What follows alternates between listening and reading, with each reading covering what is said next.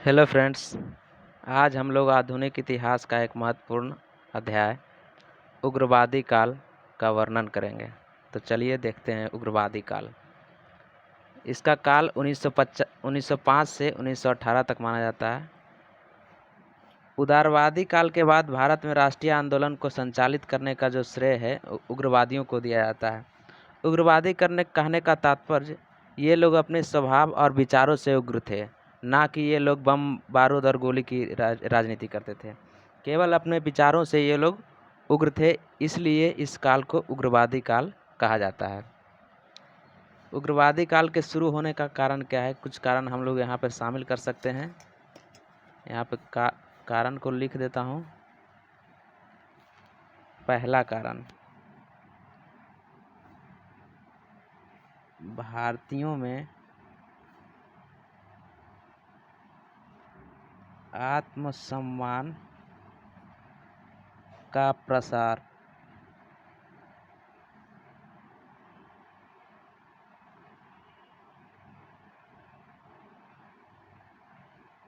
अंतर्राष्ट्रीय घटनाओं का प्रभाव।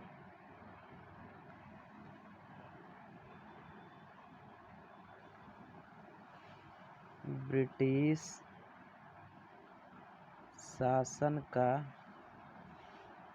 सही चित्रण करना या चरित्र का पहचान करना या चरित्र पहचानना। सबसे इम्पोर्टेंट जो इसमें है वह है बंगाल का विभाजन। चौथा, बंगाल का विभाजन। इसमें सबसे मुख्य यही है, बंगाल का विभाजन। तो चलिए शुरू करते हैं। इसी क्रम में जो है बंगाल विभाजन की घोषणा की गई थी। तो इसी क्रम में बंग भंग विरोधी आंदोलन 1905 से 1918 तक चलाया गया था। 1908 तक, सॉरी, यहाँ 1908 होगा। बंग भंग विरोधी आंदोलन 1905 से 1908 तक। देखिए उस समय हुआ क्या था कि लॉर्ड कर्जन ने 1905 में बंगाल का विभाजन कर दिया। इसके लिए चारों तरफ विरोध हुआ। तब इस आंदोलन को प्रारंभ किया गया, जिसे बंग भंग विरोधी आंदोलन कहा गया।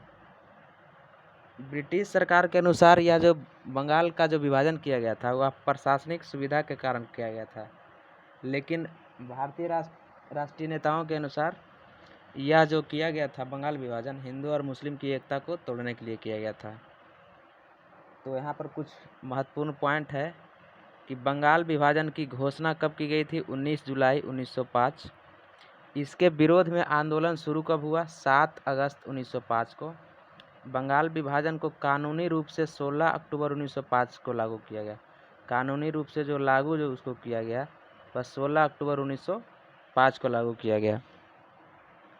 अब इस दिन क्या हुआ कि लोगों ने इस दिन शोक दिवस मनाया। लोगों ने गंगा में स्नान किया। हिंदू मुसलमानों ने आपस में मतलब भाईचारा को प्रदर्शित किया।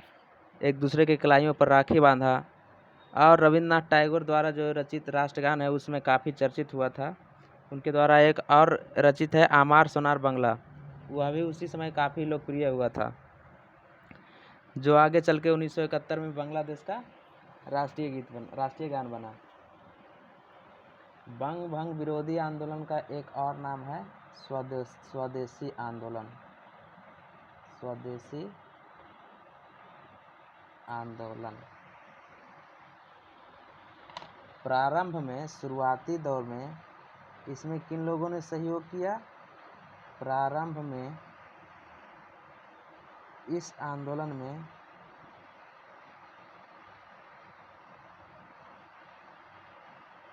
सुरेंद्र नाथ बनर्जी। प्रारंभ में इस आंदोलन में सुरेंद्र नाथ बनर्जी, पृथ्वी चंद्र राय, कृष्ण कुमार मित्र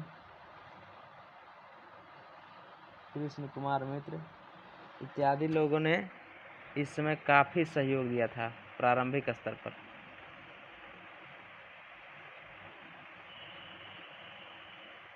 इन लोगों ने बंगाली हितवादी और संजीवनी नामक पत्रिका के माध्यम से इसका प्रचार किया था। पत्रिका है बंगाली हितवादी और संजीवनी। इस पत्रिका के माध्यम से इन लोगों ने स्वदेशी आंदोलन का प्रचार किया था। कुछ क्षेत्र देख लेते हैं और इस आंदोलन का उस क्षेत्र में नेतृत्व किन लोगों ने किया था। जैसे यहाँ शामिल करते हैं क्षेत्र नेतृत्वकर्ता। दिल्ली से अगर पूछा जाए स्वदेशी आंदोलन का नेतृत्व किसने किया तो हैदर रजा।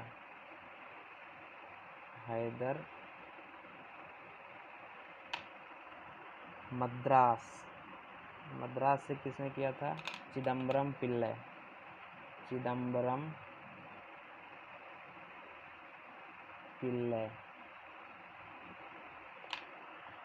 बम्बई और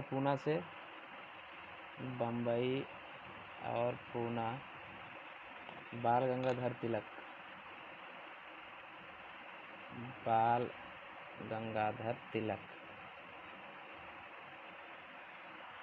एक और है पंजाब, लाला लाजपत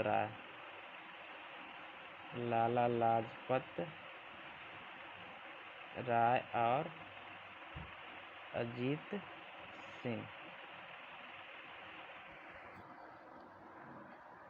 तो कुछ क्षेत्र है नेतृत्व करता है दिल्ली से हैदर रजा ने, मद्रास से चिदम्बरम पिल्लई ने, बम्बई और पूना से बाल गंगाधर तिलक ने, और पंजाब से लाला लाजपत राय और अजीत सिंह ने स्वदेशी आंदोलन का जो है नेतृत्व किया था।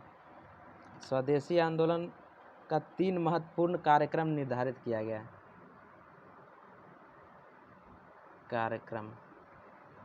इसका 3 महत्वपूर्ण कार्यक्रम निर्धारित किया गया। कौन कौन सा? पहला स्वदेशी, दूसरा राष्ट्रीय शिक्षा, तीसरा बहिष्कार।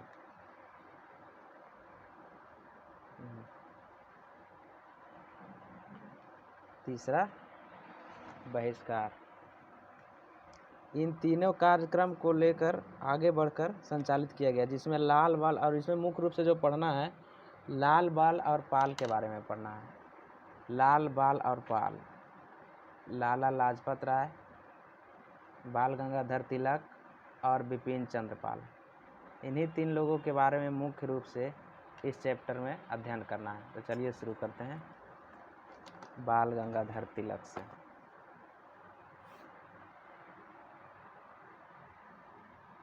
बाल गंगाधर तिलक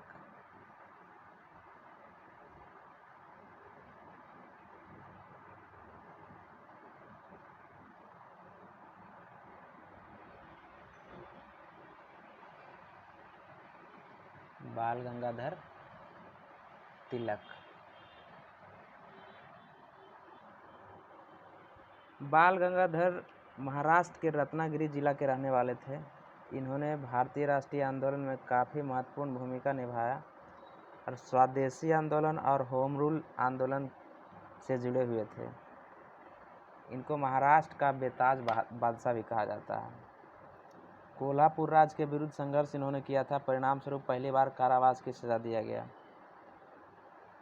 इसमें जो सबसे महत्वपूर्ण बात है कि इन्होंने गणपति उत्सव और शिवाजी उत्सव को प्रारंभ किया था। बाल गंगाधर तिलक ने 1893 में गणपति उत्सव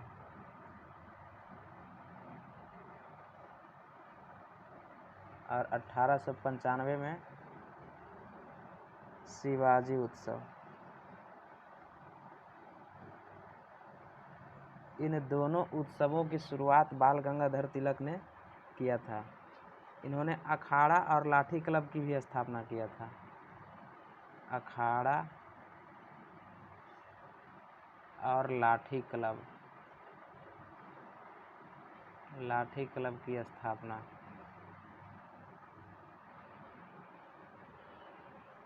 इनकी 2 पत्रिका निकलती थी, मराठा और केसरी। मराठा पत्रिका जो है मराठा।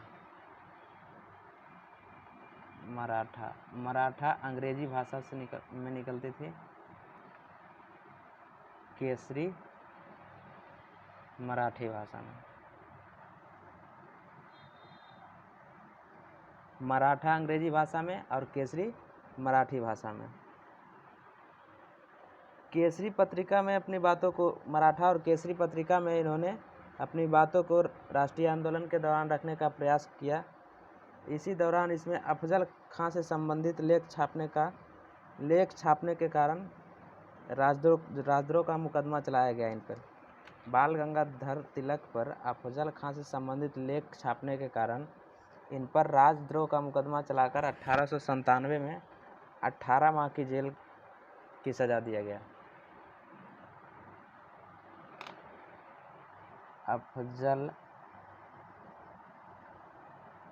अफजल खां से संबंधित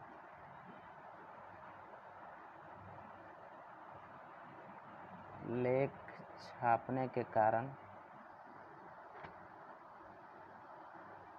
1897 में इन्हें 18 माह की जेल की सजा दिया गया।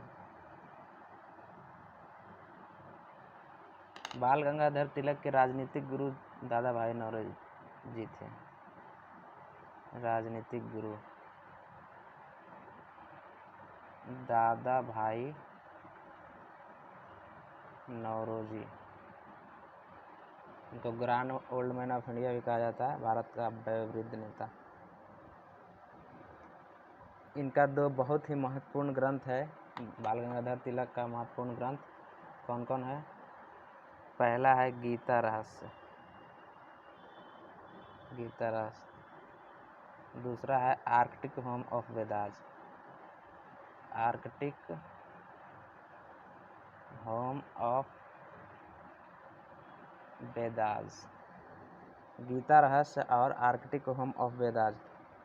इनको वैलेंटाइन सिरोल ने भारतीय अशांति का जनक कहा गया है। 1908 में इन पर फिर से दोबारा जो है राजद्रोह का मामला मुकदमा चलाया गया और 6 साल की इनको फिर से सज़ा दिया गया और इस बार इन्हें सज़ा देकर जो है बर्मा का मांडले जेल भेज दिया गया। 1906 में दोबारा राजद्रोह का मुकदमा चलाया गया और इस बार उन्हें 6 वर्ष के लिए बर्मा का मांडले जेल भेज दिया गया। मांडले जेल भेज दिया गया। इनका दो महत्वपूर्ण कथन है। स्वतंत्रता हमारा जन्मसिद्ध अधिकार है और हम लोग इसे लेकर रहेंगे। और दूसरा है, साल में एक बार मेढक की तरह टटराने से कुछ होने वाला नहीं है। साल में एक बार मेढक की तरह टटराने से कुछ नहीं होने वाला। इनका प्रसिद्ध कथन है। इनकी मृत्यु जो है, बाल गंगाधर तिलक की मृत्यु 1 अगस्त 1920 को बम्बई में हुआ था।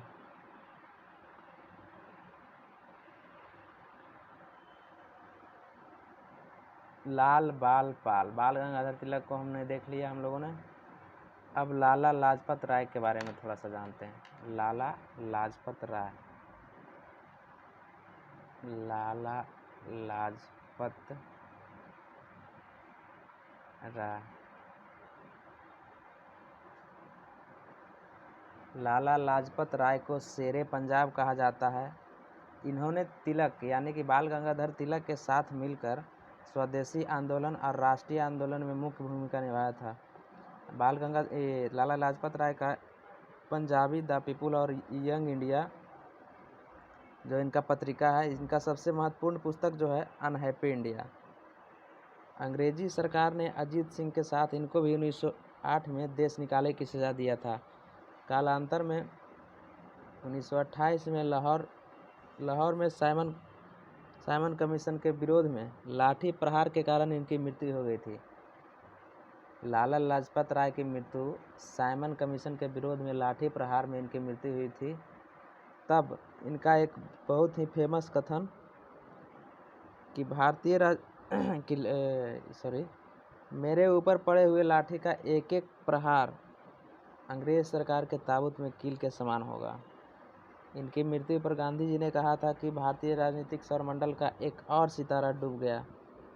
लाला लाजपत राय की हत्या का बदला भगत सिंह, चंद्रशेखर आज़ाद इत्यादि ने मिलकर सैंडर्स को गोली मारकर लिया। यानी कि सिंपली अगर लाला लाजपत राय के बारे में अगर प्रश्न आए तो इनसे इम्पोर्टेंट जो बात निकलकर सामने आता है, पहला बात कि इन्हें शेरे पंजाब कहा जाता है। लाला लाजपत राय को शेरे पंजाब।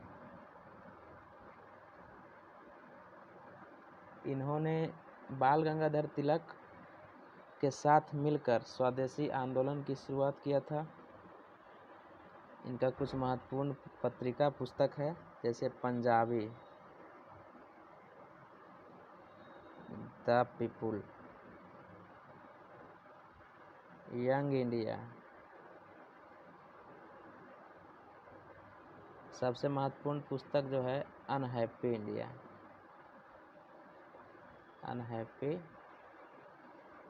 इंडिया।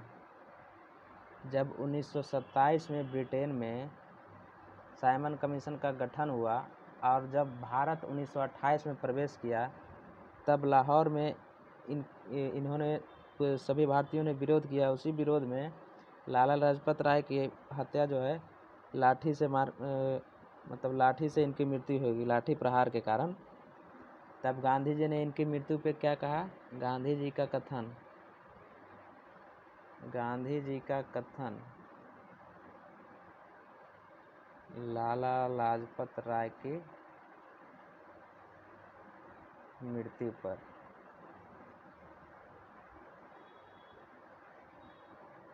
कि भारतीय राजनीतिक सौरमंडल का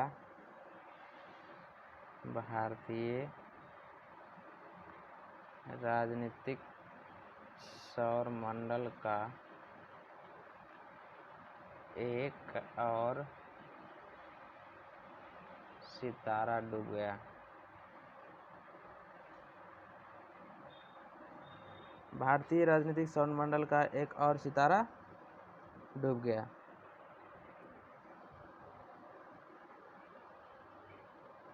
अब थोड़ा सा जानकारी जो है बिपिन चंद्र पाल के बारे में जान लेते हैं। बिपिन चंद्र पाल इस पेज में नहीं आएगा, आगे मैं इसे कर देता हूँ। बिपिन चंद्र पाल।